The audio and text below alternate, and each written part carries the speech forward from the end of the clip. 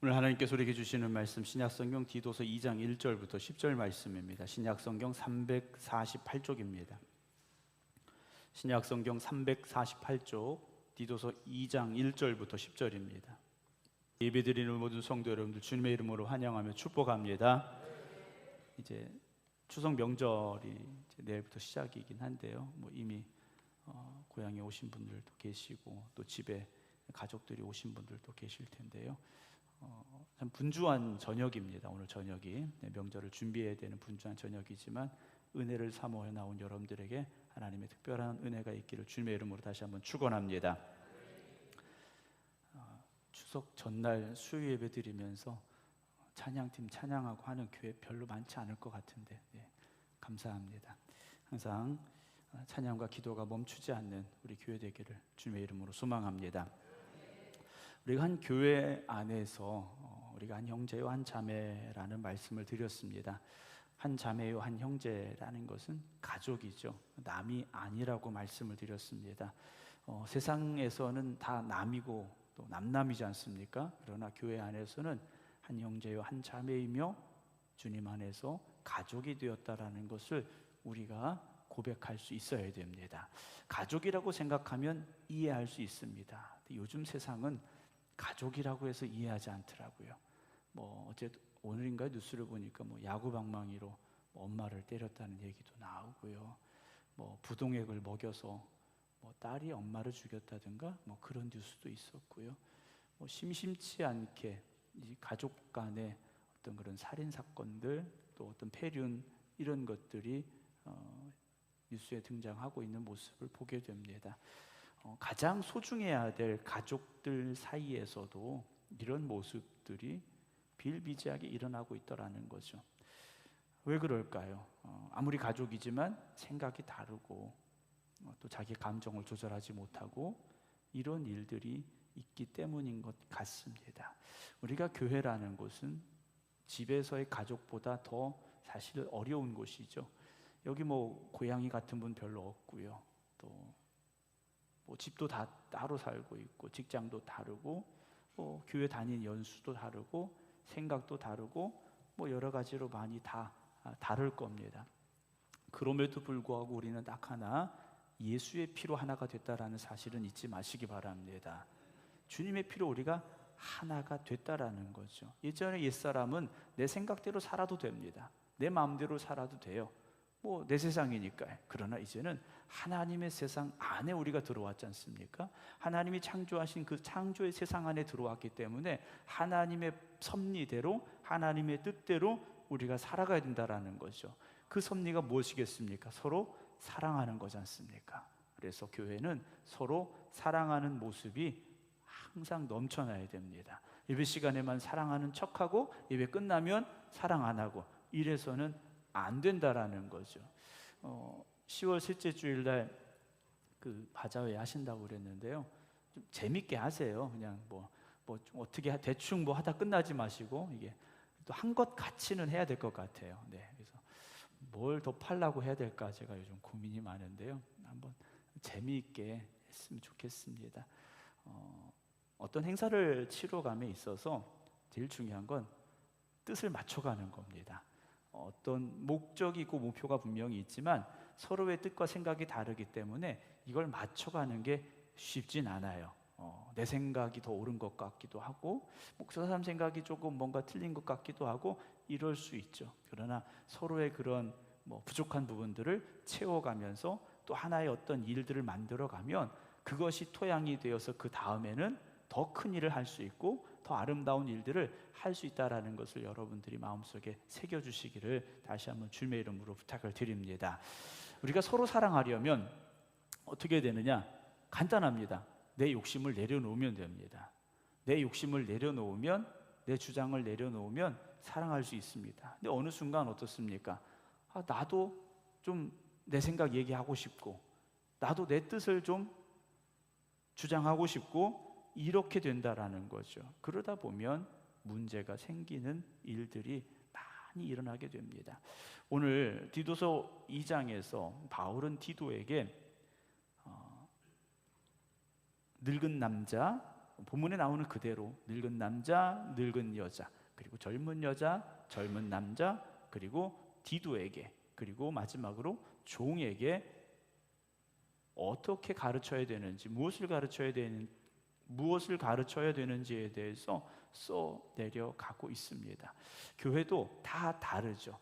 나이가 많으신 우리 성도님들도 계시고, 또 젊은 성도들도 있고, 또 교회를 오래 다니신 성도님들도 계시고, 교회 나온 지 얼마 되지 않은, 교회라는 게 도대체 어떤 곳일까 잘 모르는 분들도 계실 수 있어요. 그래서 똑같은 말씀을 가지고 똑같이 가르칠 수는 없다라는 거죠. 각자에게 필요한 말씀이 있고 또 가르침이 있기 때문에 바울은 이 그레데 교회 성도들을 구분을 지어서 이 사람들에게는 이렇게, 이 사람들에게는 이렇게 가르쳐야 된다라고 오늘 편지를 써 내려가고 있습니다.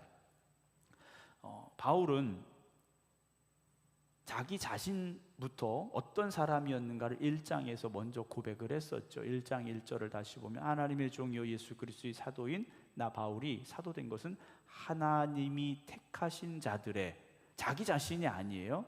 바울이요, 자기 자신이 아니라 하나님이 택하신 자들의 믿음과 경건함에 속한 진리의 지식과 영생의 소망을 위해서 자기를 부르셨다라고 고백을 합니다. 간단하게 말하면 그들의 믿음을 위해서 자기를 부르셨다라는 거죠. 그 믿음을 어떻게 해야 되는 겁니까? 믿음이 자라게 해야 된다라는 거죠. 믿음이 자라야 되는 겁니다. 이제 이번 돌아오는 주일 우리가 교회 창립 64주년 감사 예배를 드리게 되는데요. 교회가 이제 그 연수가 이제 어느 정도 좀 많이 됐습니다. 50년 넘은 교회들은 그래도 오래된 교회들로 이렇게 구분을 지을 수 있는데 64주년 이제 됐기 때문에 꽤 오래된 이제 교회이긴 합니다만 그 기간 동안에 교회가 믿음이 자라왔어야 된다라는 거죠. 믿음이 자라왔어야 된다라는 겁니다. 건물이 커지고 교인의 숫자가 많아지는 것이 아니라 성도들의 믿음이 자라야 된다라는 거죠. 여러분, 외적인 건 얼마든지 만들어낼 수 있습니다. 건물 짓고 자리 채우고, 여러분 이거 믿음 없어도 얼마든지 할 수 있어요. 그러나 믿음은 그렇게 될 수 있는 게 아니라는 거죠. 믿음은 어느 날 갑자기 뻥 튀기듯이 자랄 수 있는 게 아니라는 것이고요. 믿음은 점점 자라는 겁니다. 점점 자라서 그리스도의 장성한 분량에까지 다다르는 거죠. 그래서 믿음의 여정은 쉬운 게 아닙니다. 믿음의 여정은요, 참 힘들고 어려운 거예요. 하루를 살아가면서 또 하나를 깨닫게 되고, 한 달을 살아가면서 또 하나를 깨닫게 되고, 그러면서 믿음이 성장하고 성장해 나아가게 된다라는 거죠. 여기 교회를 오래 다니신 분들은 아마 제가 이런 말씀을 드리면 맞구나, 그렇구나라는 생각을 하시게 될 거예요. 믿음은 하루아침에 되는 게 아닙니다. 하루아침에 될 수 있는 게 아니라는 거죠. 그레데 교회에 잘못된 가르침을 전하는 이들이 이미 들어와 있는 상태입니다. 이 사람들이 누구였느냐? 거짓 교사들이죠. 유대인들이에요. 유대인들인데 잘못된 가르침을 전하고 있는 겁니다. 그러면서 어떻게 됩니까? 예수 그리스도에 대한 믿음에서 점점 멀어지게 하려고 합니다. 주님에게서 점점 멀어지게 해요. 어디로 가라고 합니까? 율법으로 돌아가라는 거죠. 율법을 지켜야 된다라는 겁니다. 그러나 이들이 어떤 사람입니까? 마음과 양심이 더러운 사람들이었고요, 자기의 이익을 쫓아가는 사람들이었다라는 거죠. 그리고 이들은 하나님을 알지 못하던 그레데 사람들과 다를 바가 없었다라는 겁니다. 여러분, 우리는 세상 사람들과 분명히 달라야 됩니다. 세상 사람들과 다르지 않으면 지금 우리가 뭔가 지금 잘못되어 있다라는 거죠. 세상 사람들하고 똑같다면 뭔가 지금 우리가 잘못되어 있다라는 것을요, 우리는 스스로 점검을 해봐야 됩니다. 그래서 이제 그래도 교회 안에 이제 지도자들을 세워가야 되는데, 교회 직분자들을 세워가야 되는데, 디도가 어떤 사람들을 지도자로 세워야 되고 또 어떤 것들을 가르쳐야 하는가 하는 것이죠. 오늘 1절 봅니다. 오직 너는 바른 교훈에 합당한 것을 뭐하라 합니까? 말하라 그랬어요. 바른 교훈에 합당한 것을 말하라 라는 것이죠.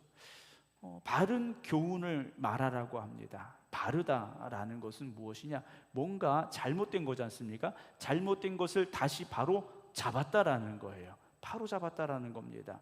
어디에서 쓰여졌냐면 몸이 어떤 장애를 가지고 있었는데 이 장애를 가졌던 몸이 치유를 받아 온전해진 상태, 이걸 바르다라는 원어 속에서 찾아볼 수가 있습니다. 어디에서 쓰여졌냐면 10대를 혈혈증을 앓던 여인이 고침받았을 때, 베데스다 우물가에서 고침을 받았을 때, 그리고 나면서부터 안진뱅이였던 자가 나았을 때, 이럴 때 이 바르다라는 단어를 썼더라는 것이죠. 바른 교훈이라는 건 온전한 가르침입니다. 잘못된 가르침이 아니라 사람을 바르게 만드는 가르침이라는 거죠. 목사가 설교를 하면서 무엇을 말해야 됩니까? 바른 교훈을 말해야 되겠죠. 사람을 바로 세우는 교훈을 가르쳐야 된다는 겁니다. 목사가 여기 서가지고서는 그 얘기 안 하면 여기 뭐하러 제가 서 있겠습니까? 목사는 바르게 하는 교훈, 성도들을 바로 세우는 말씀을 선포하라고 하나님이 세워주신 사람이라는 걸 저는 늘 마음속에 간직하면서 이 자리에 서야 된다라는 거죠. 우리 목사님 설교가 재미없어. 어쩔 수 없습니다. 재미없어도 어쩔 수 없어요. 그냥 들으셔야 돼요. 네. 재미 좀 있으면 좋겠죠? 네. 제가 본래 재미가 없는 사람이라. 네. 하나님의 말씀은요, 우리를 깨치고 부서뜨려서 새로 만들어 주시는 겁니다. 하나님이 창조하신 그 상태로 우리를 회복시켜 주시는 거예요. 그래서 말씀을 들을 때는요, 찔림도 있어야 되고요, 내가 깨어짐도 있어야 되고요, 부서짐도 있어야 되고요, 눈물도 있어야 되고요. 그러면서 우리가 다시 짜 맞춰주고 세워져서 하나님이 창조하신 그 모습으로 우리가 살아가는 사람들이 되게 된다라는 거죠. 그래서 바른 교훈은 하나님의 말씀밖에는 없습니다. 하나님의 말씀밖에 없어요. 이제 지난번에 말씀을 드렸는데 좀 성경 통독을 좀 했으면 좋겠다라는 말씀을 드렸어요. 그러면서 어떻게 할까 좀 고민이 많습니다. 새벽 시간에 한 20-30분 계속 성경을 읽을까, 아니면 저녁에 해야 될까 좀 고민이 많은데, 새벽 시간이 좀 낫기도 할 것 같고 그런 생각이 드는데, 제 아내가 그러더라고요. 그러면 성경만 읽고 끝나냐고 하더라고요. 성경만 읽고 끝낼 겁니다. 네. 30분 성경 읽고 끝내는 겁니다. 다른 얘기 안 하고 성경만 읽으려고 합니다. 그럼 어떻게 하냐 생각이 드실 수 있겠죠. 왜냐? 우리가 설교에 너무 익숙해졌기 때문에 그렇습니다. 여러분, 하나님의 말씀이 흔히 말하는 이제 텍스트입니다. 하나님의 말씀이 주 교재예요. 성경을 읽으면서도 여러분, 성경을 읽어가는 순간순간 그 말씀이 나를 깨우치고 새롭게 해서 그 말씀으로 감격이 되고 감동이 되고 회개가 되고 변화되는 역사가 나타나야 됩니다. 근데 그 노력이 없이 설교만 들으려고 그래요. 여러분, 오늘 한국교회 문제가 뭔지 아십니까? 설교만 들으려고 합니다. 물론 교회가 성경 읽기도 하고 성경 쓰기도 하고 많이들 노력을 합니다. 그런데 주류가, 특별히 젊은 세대들이 성경은 읽지 않고 설교만 들으려고 합니다. 사실 설교는 하나님의 말씀을 목사에게 주신 은혜와 지식과 생각을 가지고 다시 한번 풀어서 설명하는 거예요. 이거는 어떻게 보면 위험할 수 있는 겁니다. 설교는 자기 생각이 들어가기 쉽기 때문이라는 거예요. 그래서 가장 중요한 건 성도 여러분들이 성경을 열심히 읽으시는 겁니다. 성경을 열심히 제대로 읽으시는 거예요. 그런데 성경을 읽지는 않고 설교만 들으려고 하니까 은혜 받는 방법을 잃어버린 거예요. 은혜 받는 방법을 잃어버린 겁니다. 예전에는 그렇지 않았지 않습니까? 예전에는요, 혼자서 기도하시고 성경 읽고요, 그러면서 은혜 충만하신 분들이 많았어요. 근데 요즘 어떻습니까? 은혜를 숟가락에 떠서 입에 넣어줘야 은혜 받았다고 말을 한다라는 거예요. 훌륭한 목사님 설교 들어야 되고, 좀 재미있는 설교도 들어야 되고, 어떤 지식적인 설교도 들어야 되고. 그래서 유명한 목사님들이 더 유명해졌어요. 네. 뭐 목사님들이 스타가 돼버렸어요. 아주 이름만 대면 아시는 목사님들, 여러분들도 유튜브에서 자주 보셨던 그 목사님들 스타가 됐어요. 뭐 그 목사님을 위한 팀이 막 꾸려지게 되고요. 해외를 가는데 막 팀이 꾸려져서 같이 가고 뭐 이런 일들이 지금 일어나고 있다라는 거죠. 여러분, 목사는 스타가 아닙니다. 목사는 연예인이 아니에요. 이름 없이 빛도 없이 가야 되는 길인데 세상이 달라져서 그런지 좀 뭔가 바뀐 것 같아요. 말씀이 좀 벗어났는데요. 하나님의 바른 교훈에 합당한 것만 말해야 됩니다. 뒤도 보고요. 너 다른 거 말하지 말라는 거예요.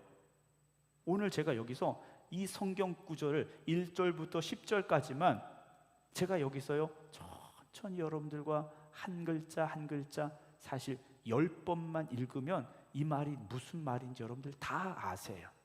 다 아실 수 있어요. 모르지 않습니다. 제가 보건대 다 아실 수 있어요. 그런데 읽기는 읽고 해설은 목사한테 듣고 이러시려고 하니까 잘 안 돼요. 여러분, 제가 다 씹어서 이렇게 입에다 넣어주시면 별로 기분 안 좋잖아요. 생으로 드셔야죠. 생으로 드셔야 여러분 그 맛도 알 수 있는 거고, 아, 이게 이런 거구나 깨달아지기 시작해요. 그래서 성도들에게 요즘 없어지는 게 뭡니까? 성경을 보는 눈이 자꾸 닫혀지고 있다라는 거죠. 여러분, 기도하십시오. 성경을 보는 눈이 활짝 열려지게 기도하시기를 주님의 이름으로 축원합니다. 그러니까 바울은 디도가 바른 교훈에 합당한 것을 말할 줄 아는 사람임을 알고 있고, 이걸 바울이 디도에게 그대로 가르쳤더라는 거예요. 여러분, 이단들 얼마나 열심히 성경 가르치는지 몰라요. 우리는 될 게 아니에요. 사람들 성경 열심히 가르칩니다. 시험 보고요, 달달달 외우고요. 그런데 막상 들여다보면 이게 뭐가 아니에요. 잘못됐어요. 그런데 여기서 조금 저기서 조금 갖다 딱 맞춰놓고서 딱 뭔가 그림을 하나 만들어 놓은 거예요. 그것만 가르치니까 진짜인 줄 아는 거예요. 그게 진리인 줄 아는 거예요. 그리고 우리도 성경을 잘 몰라요. 문제는 우리도 모른다라는 거예요. 그러니까 그 그림을 딱 갖다 놓고서 보여주니까 그런가 보다 하고 우리도 미혹당하게 된다라는 거예요. 여러분, 이단들이요 교회 붙은 집만 쫓아다닙니다. 교회 다니는 사람들만 쫓아다녀요. 왜냐? 그게 더 쉽거든요. 그게 더 쉬워요. 여러분, 우리가 경각심 가져야 됩니다. 이단이 우리를 우습게 보고 있다니까요. 좀 기분 나쁘시잖아요. 그 뭔가 잘못된 사람들이 우리를 우습게 보고 우리에게 쫓아온다라는 거예요. 오죽하면 교회까지 와서 목사한테 얘기하자고 하겠습니까? 부끄러운 얘기지만 여러분, 깨어 있으시기 바랍니다. 여러분들도요 바른 교훈에 합당한 것만 말할 수 있어야 돼요. 그러려면 우리의 삶과 믿음이 하나가 되어져야 됩니다. 믿음과 삶이 일치가 되어져야 돼요. 믿음 따로, 삶 따로. 여러분, 이건 믿음이 아닙니다. 그건 외식하는 자들이에요. 바리새인들이라는 거예요. 여러분, 우리의 믿음이 우리의 삶으로 그대로 열매 맺기를 주님의 이름으로 축원합니다. 그러면 신앙생활하는 게요 어렵지가 않아요. 아멘을 안 하시는 거 보니까 조금 어려우신 것 같아요. 우리가 믿음으로 살면 됩니다. 그렇죠? 믿음으로 살면 돼. 아브라함이 이삭을 번제로 바치던 하나님의 말씀 앞에 어떻게 했습니까? 그냥 순종했어요. 왜냐? 아브라함 믿음의 조상이니까. 믿음의 조상이 그냥 됐습니까? 아브라함도 넘어지고 쓰러지고 뒤집어지고요. 인생의 역경을 많이 겪어가면서 하나님의 말씀이라면 아멘 하는 사람으로 바뀌었다라는 거예요. 여러분, 우리가 그렇게 되기를 소망합니다. 하나님의 말씀 앞에서 왜요? 이게 아니에요. 아멘 하시기 바랍니다. 아멘 소리가 작은 거 보니까 한 1년쯤 더 지나야 될 것 같아요. 그러면서 합당한 것을 말하라 그랬어요. 합당한 것, 다른 거 아닙니다. 합당한 것, 바른 교훈이 우리에게 말씀하고 있는 우리의 삶에 합당한 것. 그러니까 합당한 우리의 삶의 열매들을 살아가면 된다라는 거죠. 그런데 아까 말씀을 드린 대로 성경적 지식만 많아지는 거예요.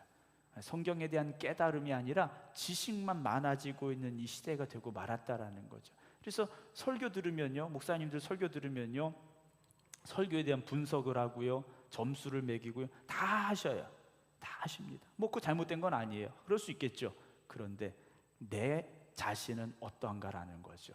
하나님의 말씀에 비추어 보는 내 자신은 어떠한가 우리가 한번 점검해 보자라는 겁니다. 정말 하나님을 만났던 그 첫사랑, 그 첫사랑의 뜨거움을 아직도 간직하고 있는가 하는 거죠. 그 첫사랑을 우리가 잃어버리면 안 됩니다. 왜냐? 첫사랑을 잃어버리면 어떻게 됩니까? 껍데기만 남습니다. 외식하는 신앙만 남아요. 교회는 오는데, 말씀은 듣는데 은혜는 잃어버리고 하나님을 향한 사랑은 어디 갔는지 찾을 수 없는 우리의 삶이 되고 있다라는 거죠. 아까 말씀을 드린 대로 늙은 남자에게, 늙은 여자에게 쭉 말씀을 써 내려가고 있는데요. 제일 먼저 이제 늙은 남자에 대해서 기록을 하고 있어요. 늙은 남자는 절제하며 경건하며 신중하며 믿음과 사랑과 인내하며 온전하게 하고, 뭐 쉽지 않네요. 네. 믿음으로 산다는 게 쉽진 않아요. 그런데 이렇게 살라는 말씀인데, 특별히 늙은 남자는 누구냐? 신앙생활에 있어서 조금 더 연수가 된 사람들, 리더라고 표현할 수 있을 겁니다. 우리 교회에도 이제 장로님들이 계시고 또 이제 권사님들도 계신데요. 우리가 착각하는 게 뭐냐면 집사님들의 믿음보다 권사님들의 믿음이 더 커야 된다고 생각을 해요.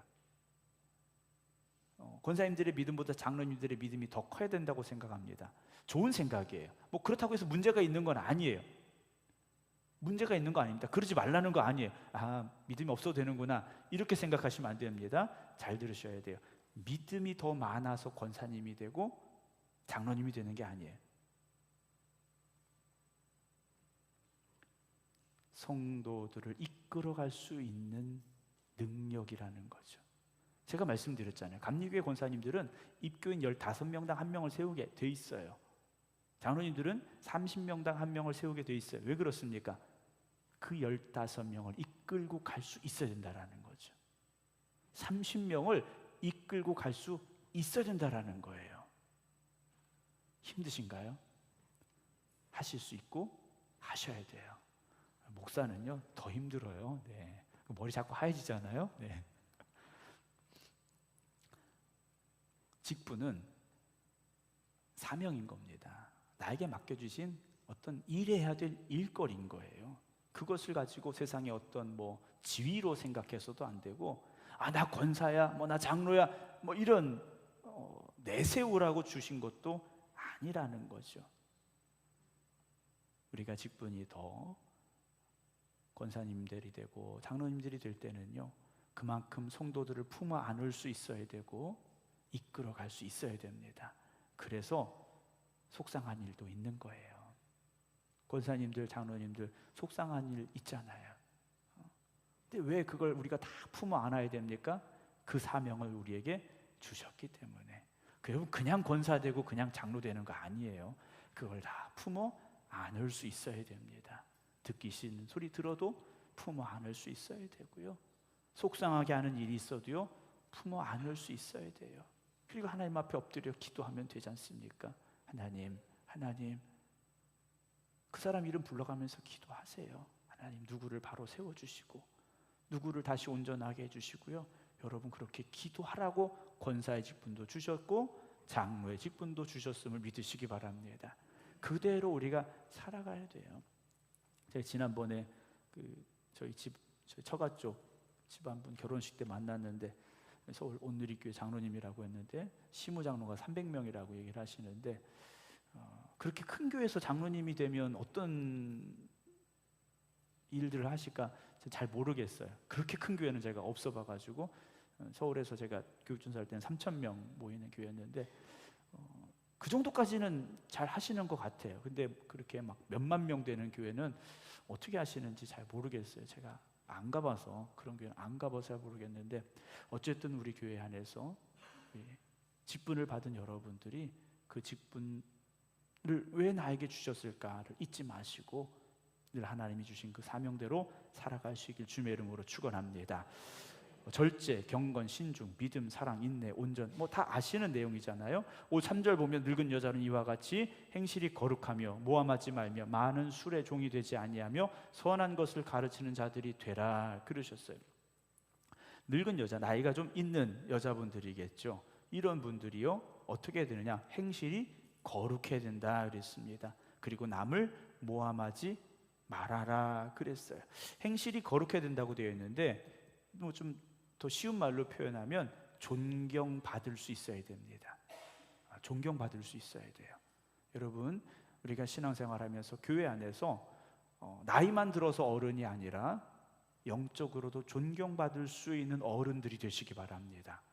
교회가 걱정이 뭐냐면 나이가 많이 들어가신다라는 거예요. 지난번 말씀드렸지 않습니까? 성도들의 나이가 점점 많아지고 있어요. 그러나 나이가 많아진다고 여러분 그거 문제 아닙니다. 진짜 문제는 무엇이냐? 영적인 어른이 자꾸 없어진다라는 게 문제입니다. 존경받을 만한 영적인 어른들이 자꾸 없어진다라는 거예요. 목사인 제 입장에서도 마찬가지입니다. 존경받을 만한 그런 목사님들이요 자꾸 없어지고 있다라는 게 문제예요.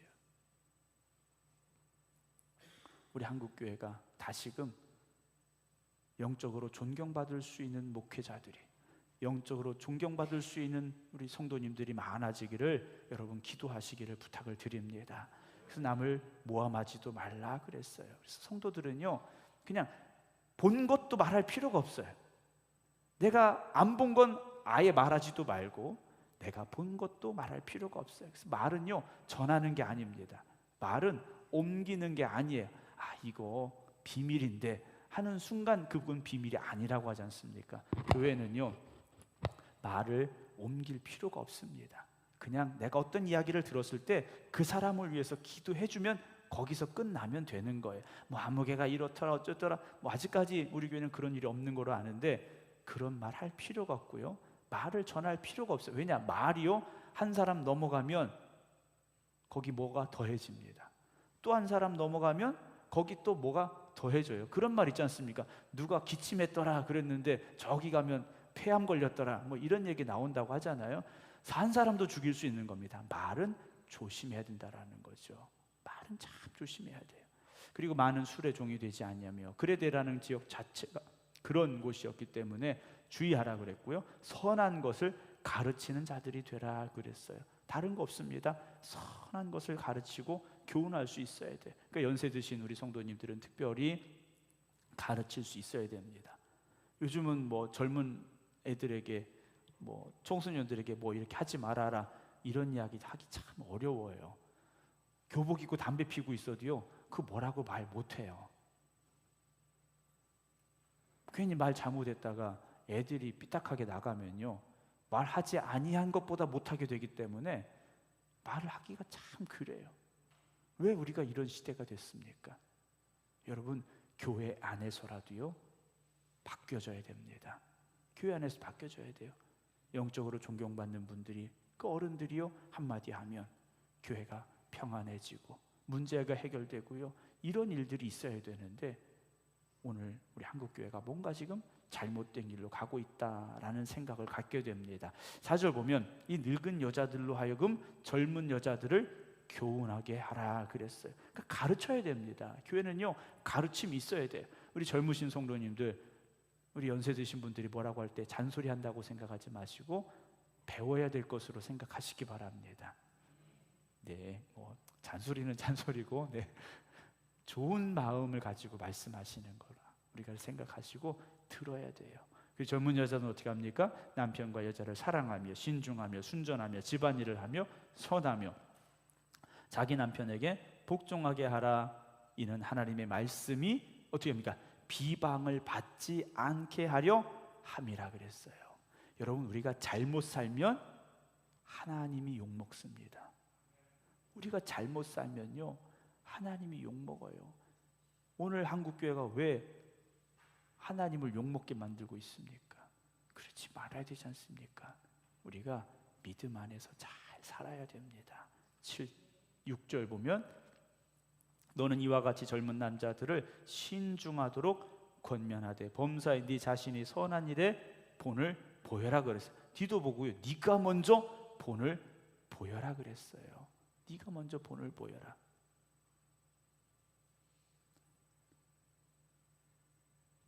교훈에 부패하지 아니함과 단정함과 책망할 것이 없는 바른 말을 하게 하라. 그러려면 디도 자신이 그렇게 살아야 되지 않습니까? 그렇게 살아야 돼요. 너는 하지 못하면서 왜 나한테 하라고 해? 이렇게 해서는 안 된다라는 거죠. 우리가 어떤 믿음으로 살아야 되는지, 어떤 삶을 살아야 되는지 이 바울의 편지를 통해서 깊이 한번 생각해 볼 수 있어야 됩니다. 이는 대적하는 자로 하여금, 어떤 사람들이요? 교회를 대적하는 사람들, 이 사람들로 하여금 부끄러워 우리를 악하다 할 것이 없게 하려 함이라 그랬어요. 생극 시내 나가서, 시내라고 하긴 좀 그러네요. 생극 여기 나가가지고 생극교회 다닙니다, 생극감리교회 다닙니다 그러면 사람들이 그래요? 그 교회 성도님들 참 착해요, 그 교회 성도님들 참 열심히 살아요, 야, 그 교회 한번 나가봐야 되겠어요? 아멘을 안 하시네요. 꼭 그런 소리 좀 들어야 되지 않습니까? 네.